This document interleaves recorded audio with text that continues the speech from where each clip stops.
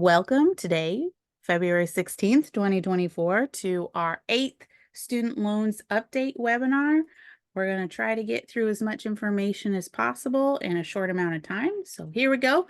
My name is Andrew Pellegrini, and I run the Student Money Management Center for the entire University of Illinois system. And I'm joined today by my colleague, Nikki. Nikki, do you want to introduce yourself? Sure. So my name is Nikki Jankola Shanks, and I am the policy director for the Division of Banking um, for the state of Illinois. Thank you, Nikki. We also partner with a lot of other educators across the state on this. So I'm going to launch a little demographics survey. So if you can tell us a little bit about yourself, this helps our colleagues in Illinois Extension to maintain their funding for statewide outreach.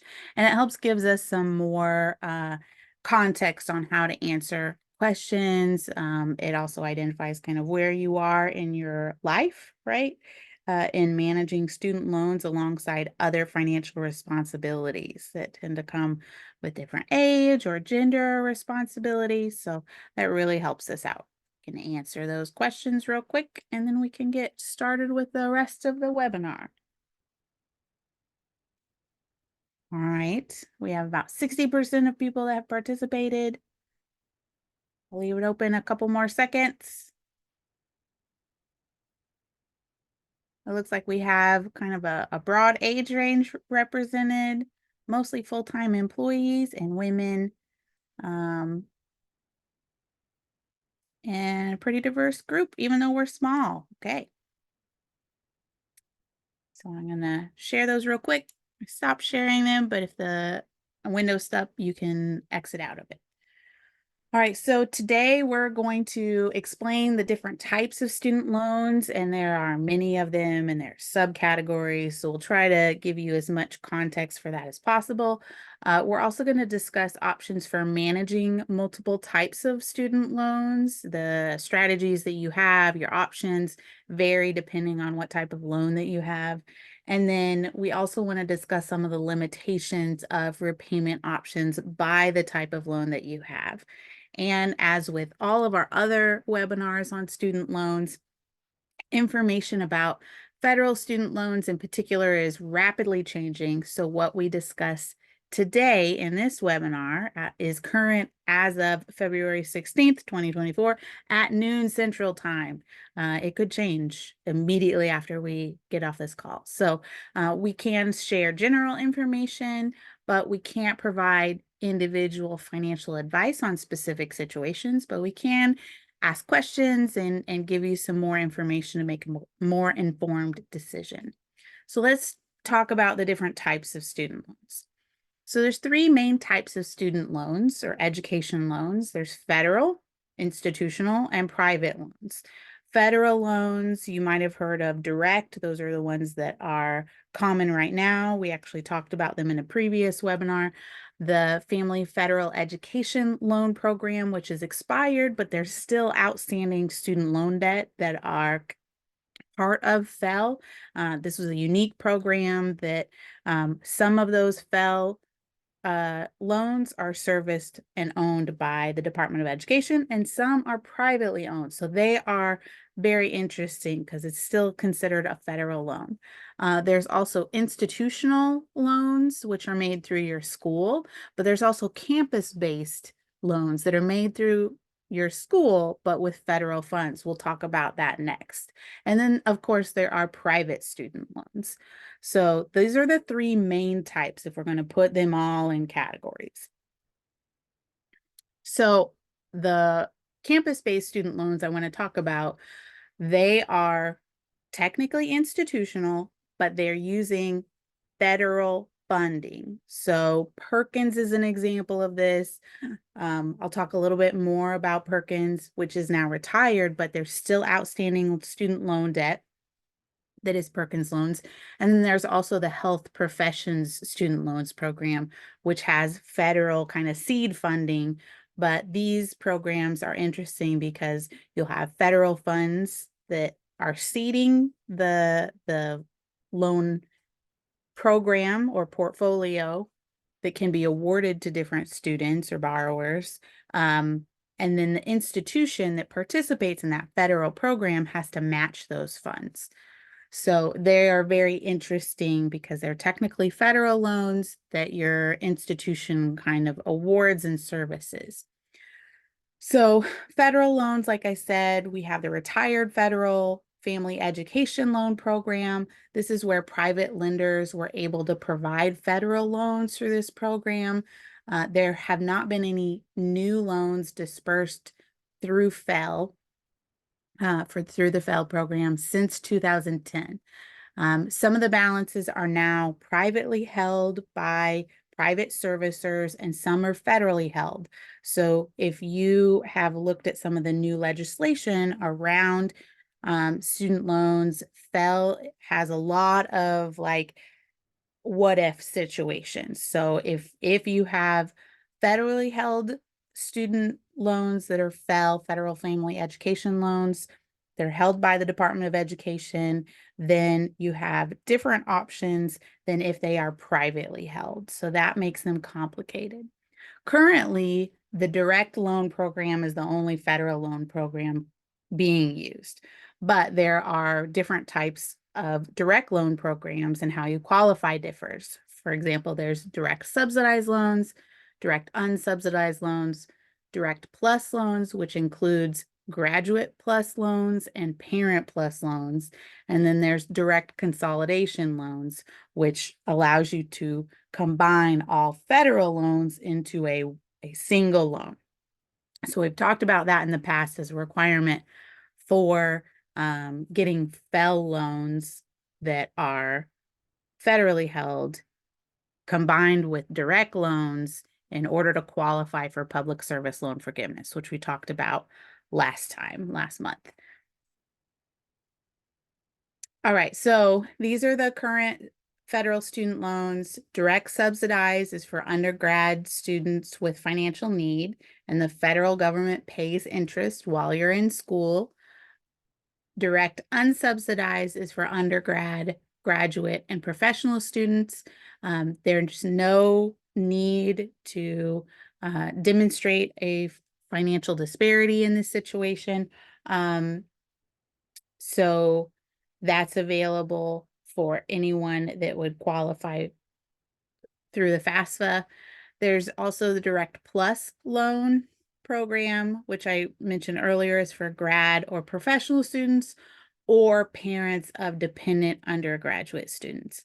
This one is credit based. So if you don't have very good credit or you do have a history of adverse credit, you might have either additional things that you have to complete or you might not qualify for the plus loan. And then there's the direct consolidation loan, which allows you to combine all your federal loans into a single loan with a single servicer. We also talked about consolidation previously and what you need to consider before you consolidate any federal loans. For example, Perkins has some unique benefits that you might want to take advantage of instead of pulling it into a consolidation loan. So you want to take advantage of any benefits that you are eligible for these specific loans. And then private loans is really only 8% of the outstanding student loan debt, according to Forbes. So it's a small percent, but the dollar amount is huge because there's a lot of student loan debt if you combine all the different ones out there. But still, it's only 8% of what's outstanding right now. It is based on credit history, and poor credit will affect both your interest rate and your ability to obtain these types of loans. You also are limited in what your payment options are because every lender has different priorities and they may be willing to work with you in a different way for repayment. And then institutional or campus-based loans, this is that loan that's issued through your school. You can track these loans through your school or through award letters or financial aid notifications. These won't be automatically pulled into consolidation or refinancing loans. The only ones that would be eligible would be Perkins or health professions loans. But again, if you want them pulled in, it's extra steps, but you also want to analyze whether or not there are certain benefits that you can take advantage of that you would be giving up if you put them into a refinance loan. You can, or a consolidation loan or a refinancing loan. And institutional loans, even though they are produced through your school, they're owned by your school, there might be third-party loan servicers that they contract with in order to process your payments. So just keep those things in mind. And then I want to talk a little bit about Perkins because it was a bigger loan program and there's still a lot of outstanding debt. So this was that federal loan issued through your school. There have not been any new Perkins loans since the 2017-2018 academic year. And like I said, there's some serviced by a school or contracted vendor by the school, but some have also been sent back to the Department of Education. And so the servicers for Department of Ed might be assigned to these Perkins loans. So pay attention to where your loan servicer is, who you have to pay when you're dealing with Perkins, as well as any other type of loan. But Perkins is unique because they more recently had that expire and funds are still being moved around. And there's still about $3.7 billion worth of outstanding Perkins loan debt in the US at least. All right, health profession student loans. These are similar to Perkins, but the requirements for qualifying for this type of loan are determined by the Department of Health and Human Services. It's really to get more people, more medical professionals into health and human services. So this is also serviced by your school or a contracted vendor. For example, U of I's contracted servicer for health professions student loans and Perkins student loans is Heartland ECSI. The sources of funding for this particular type of loan is through federal capital contributions. That's that seed funding I talked about from the federal government. The institution that's participating in that has to match those capital contributions. So that's the institutional capital contributions. Any repayments that you get from borrowers goes back into the fund.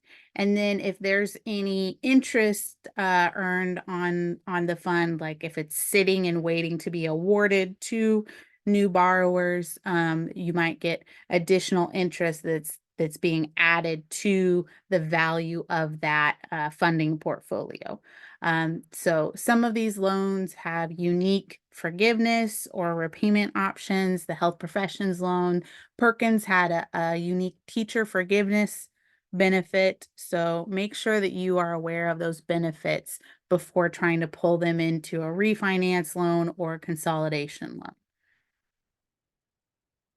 All right, so I'm going to do another little poll here. And after we've talked about all these different things, what loans do you have? This one's anonymous. So do you have federal loans? Do you have private loans? Do you have institutional or campus-based loans?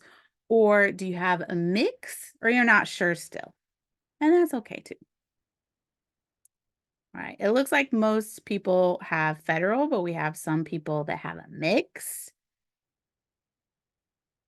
And even just having federal, there's still so many different loan programs that you might have multiple federal loans from different programs to have to contend with. All right, we'll go ahead and end the poll and you can kind of see what's going on there.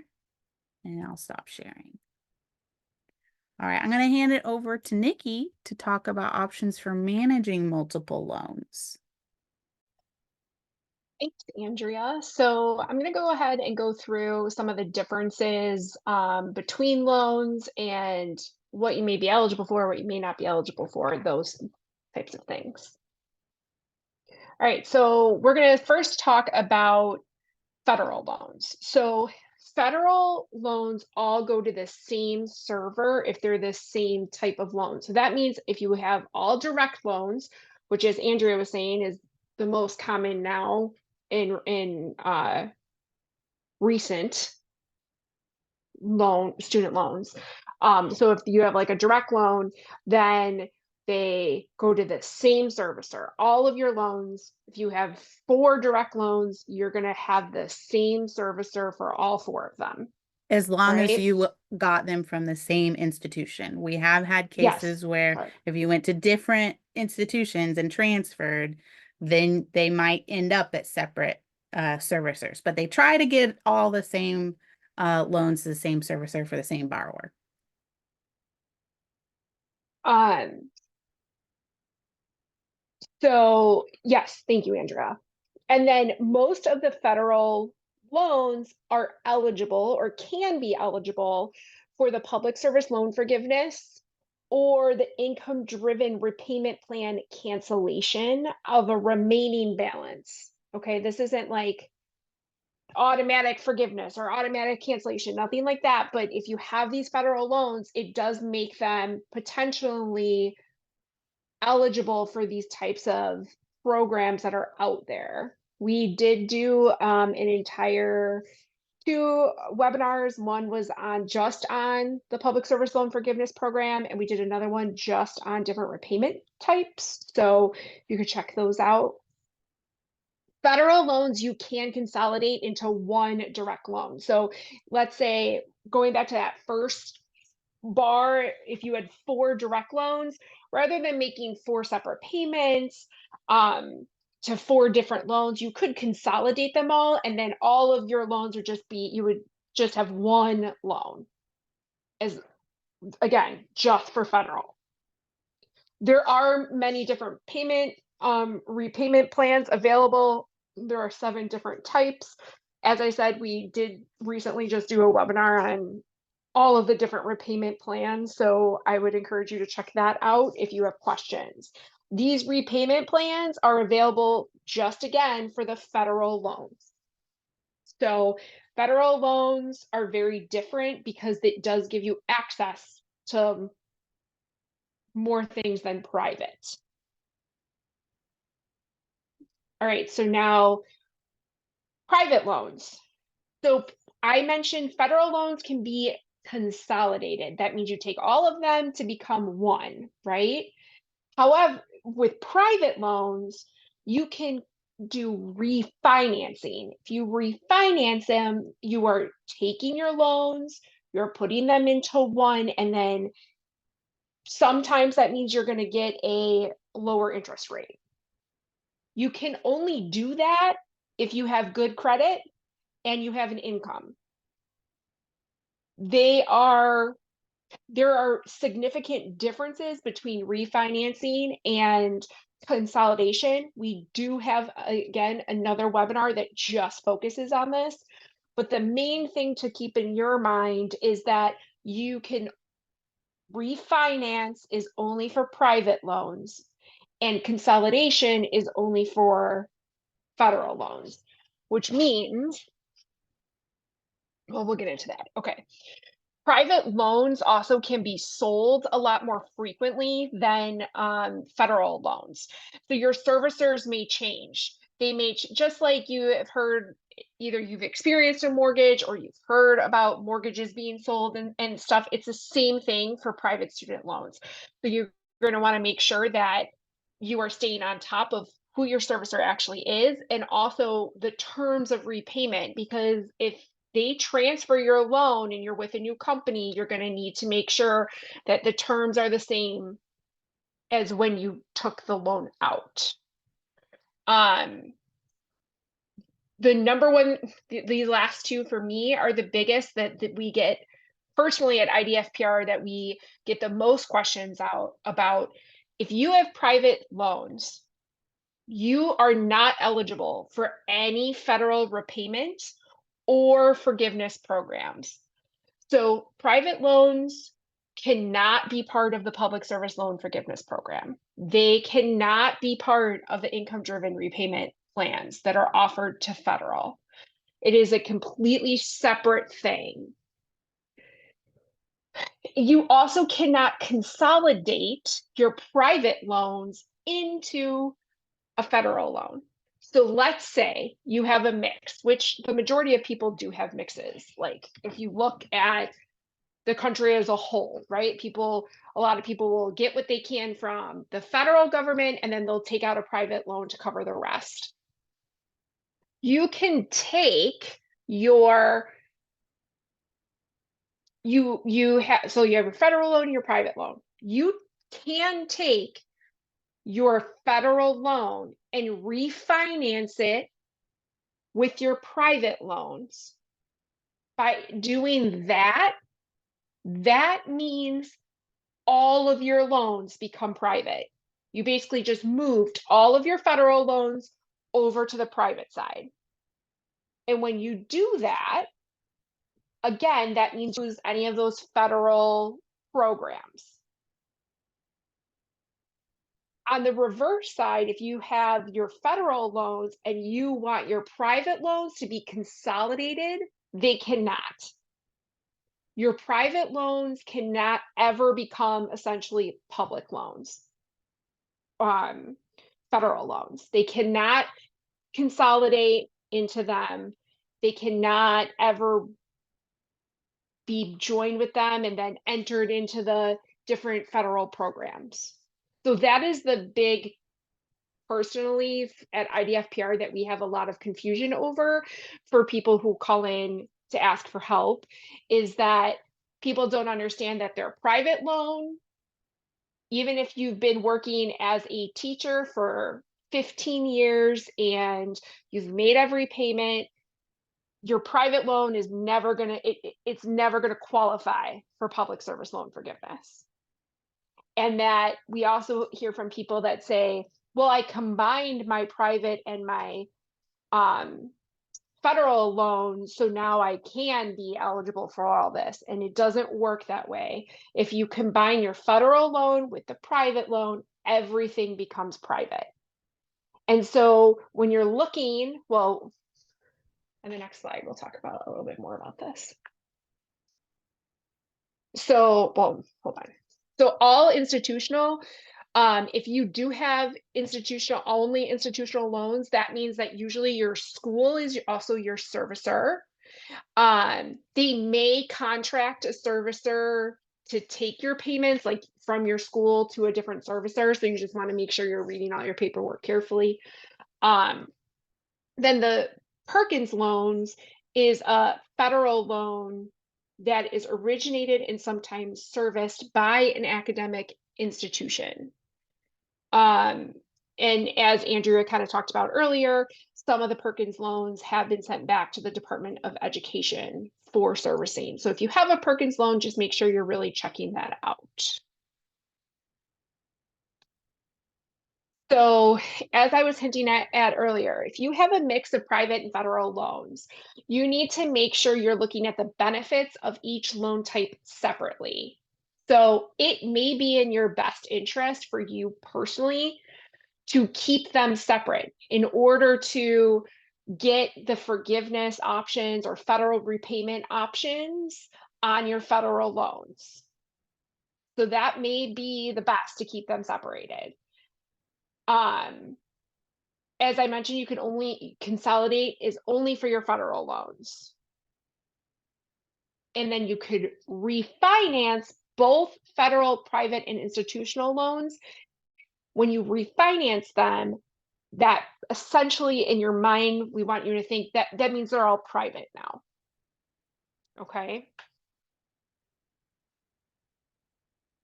So this consolidation versus refinancing, so that there are, as the last slide says, you're going to want to assess the benefits for each of your loan types. All right. So your direct consolidation loans, do you get a lower interest rate? It depends. It's not going to guarantee anything. The rate is fixed. It's what it is for the federal government. If you refinance your loans, you might get a lower interest rate than a federal loan gives you. It just depends. Sometimes the rate can be variable, it can vary on the private loans, it can be fixed, but the important thing to note with the interest rate is that it is based on your credit and your credit history and your credit score. Which leads to why there is a credit check required for refinancing, but not for consolidation. The big question about this is, can I save money? Will I save money? Um, for the consolidation loan, you're not going to save money long term, but you may be able to save on monthly payments. And the same thing for your private refinance loans. You'll probably save money if you do get a lower interest rate. Again, a lot of those types of questions, it depends on a lot of personal factors, such as how much debt do you have when it comes to student loans, what career you choose, etc. Um, and then that also pairs with, can it lower the monthly payment? Maybe. Most likely, if you refinance your loan, it will become a lower monthly payment. But again, then you're going to lose that eligibility for the federal programs. So that it includes um, the income-driven repayment plans. The big one that's been in the news lately is the SAVE program that talks about basically cutting interest and things like that. The SAVE program is an income-driven repayment plan and can only be offered for federal loans. And again, we'll make sure I know that people are putting different links in to the chat right now about some of our past webinars where we go really in depth on consolidation versus refinancing.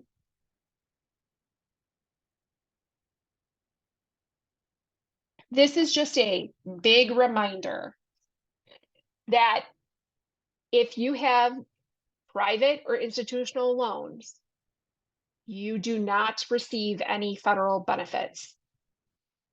So any forgiveness options are not available to you.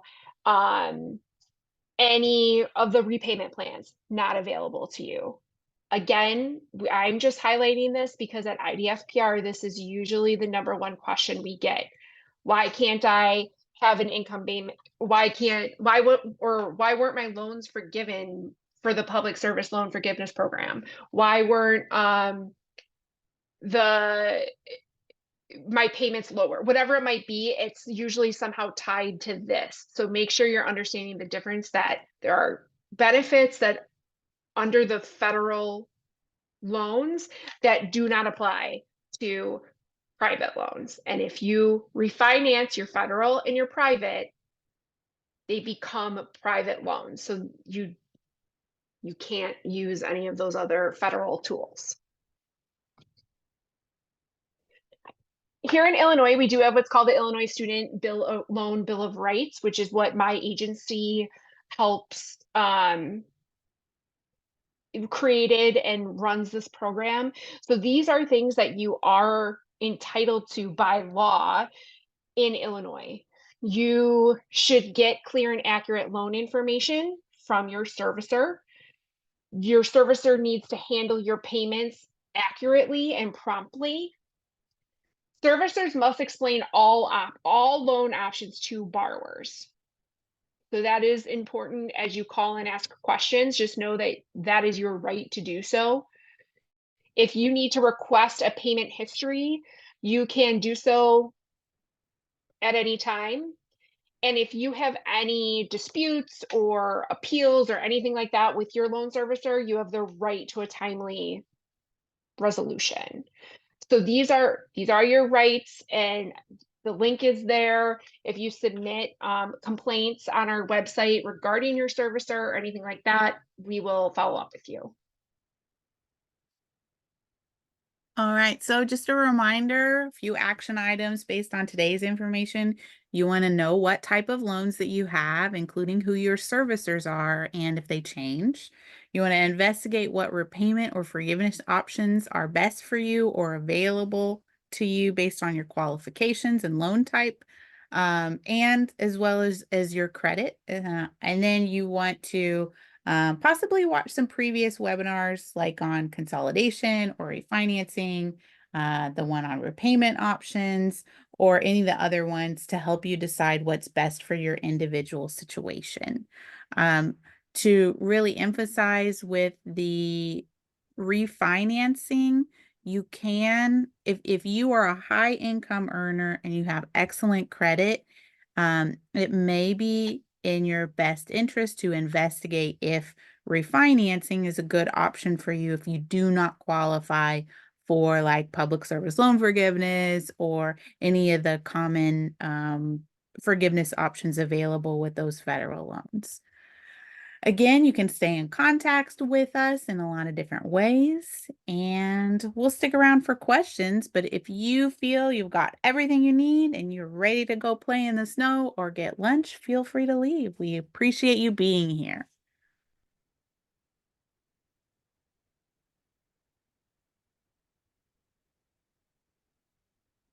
All right, let's see if there's any QA. No QAs, no questions there, and no questions in the chat. I'm gonna go ahead and turn off the recording.